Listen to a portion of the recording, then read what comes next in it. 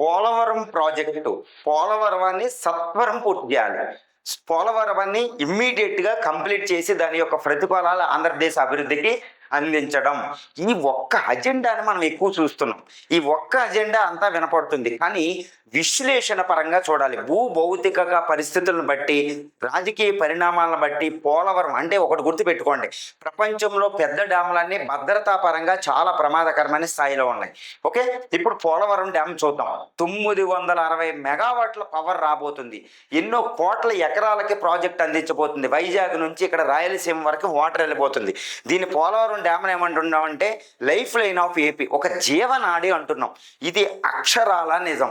ఇప్పుడు చంద్రబాబు నాయుడు గారు, ముఖ్యమంత్రులు, అందరూ నాయకులు మాట్లాడేది అక్షరాల ముఖ్యం. ఆంధ్రప్రదేశ్ అభివృద్ధికి ఈ జీవనాడి లాంటి ఈ పోలవరం డ్యామ్ని వెంటనే సత్వరం పూర్తి చేయాలి. ఇక్కడ ఒక విషయాన్ని మీ అందరి దృష్టికి తీసుకురాగదలిచాను.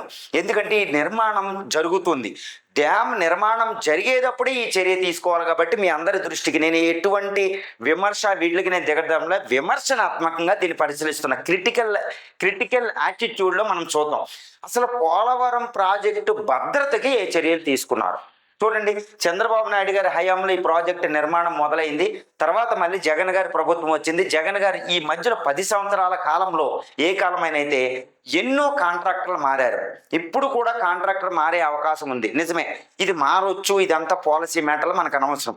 ఎవరు నిర్వహిస్తున్నారు, భద్రతా ప్రమాణాలు ఏంటి? ఇప్పుడు చూడండి, రీసెంట్గా రాజమండ్రి గామన్ బ్రిడ్జి నెరలు వెలిచింది. పక్కన కాటన్ ద్వారా ఈ టైంలో కట్టిన డ్యాములకి ఏం కావాలేదు, బ్రిడ్జ్లకి ఏం కాలేదు.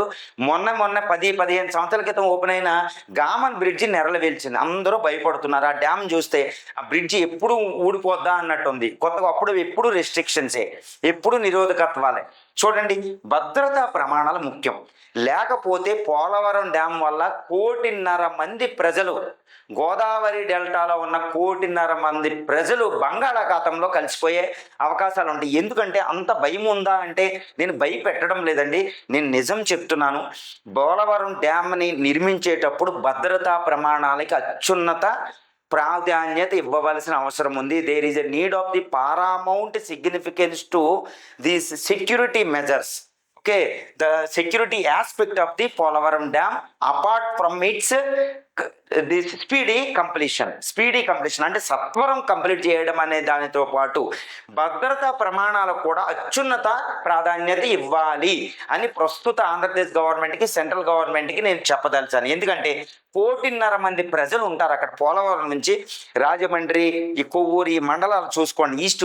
ఈస్ట్ వెస్ట్ గోదావరిలో డెల్టా ప్రాంతం అంతా నరసాపురం వరకు, అటు కాకినాడ వరకు ఉంటారు.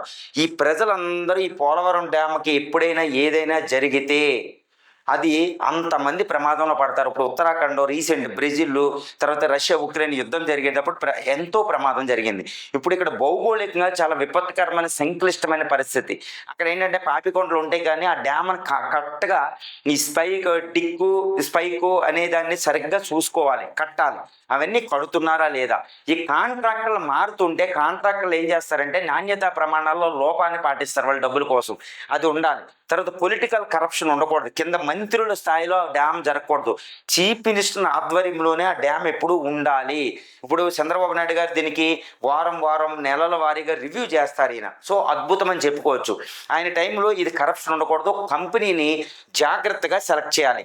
సెంట్రల్ గవర్నమెంట్ కూడా బాధ్యత వహించాలి. ఎందుకంటే స్టేట్లో గవర్నమెంట్లు మారినా శాశ్వతంగా ఉండే సెంట్రల్ గవర్నమెంట్ చూసుకోవాలి. ఎందుకంటే అయోధ్య రామాలయాన్ని ఒక ఎల్లాంటి రానున్న 1000 సంవత్సరాల పాటు అది నిలబడేటట్టు, అంటే ఎర్త్క్వేక్లు రిక్టర్ స్కేల్ మీద 9 వచ్చినా నిలబడేటట్టు కట్టింది. అటువంటి భద్రతా ప్రమాణాలు పోలవరం కూడా అప్లై చేయాలి. ఎందుకంటే ఒక డ్యామ్ అనేది ఆధునిక దేవాలయం. నెహ్రూ గారు అంటారు ఒక ఆధునిక దేవాలయాలని నాగార్జున సాగర్ కట్టేటప్పుడు, పునాది వేసేటప్పుడు. ఇది ఆధునిక దేవాలయం. అయోధ్య లాంటిది. కాబట్టి అయోధ్యలో పాటించిన భద్రతా ప్రమాణాలు ఎక్కడ కూడా ఉండేటట్టు చేసి స్పీడీగా, అంటే సత్వరం పూర్తి చేయడంతో పాటు భద్రతా ప్రమాణాల్లో కూడా అజాగ్రత్తగా లేకుండా జాగ్రత్తగా ఉంటారని నేను ఆశిస్తాను.